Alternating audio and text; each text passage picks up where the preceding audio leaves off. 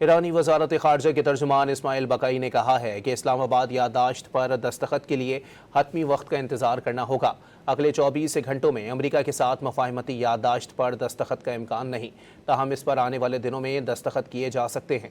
ترجمان ایرانی وزارت خارجہ اسماعیل بقائی نے واضح کیا کہ اسلام آباد یادداشت کا مرکز جنگ کا خاتمہ ہے۔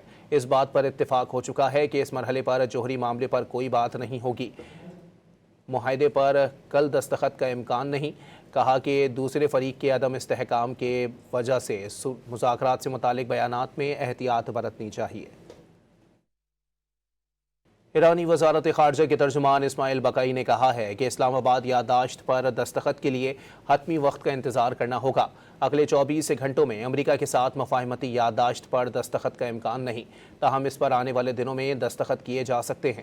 ترجمان ایرانی وزارت خارجہ اسماعیل بقائی نے واضح کیا کہ اسلام آباد یادداشت کا مرکز جنگ کا خاتمہ ہے۔ اس بات پر اتفاق ہو چکا ہے کہ اس مرحلے پر جوہری معاملے پر کوئی بات نہیں ہوگی۔ معاہدے پر کل دستخط کا امکان نہیں، کہا کہ دوسرے فریق کے عدم استحکام کی وجہ سے مذاکرات سے متعلق بیانات میں احتیاط برتنی چاہیے۔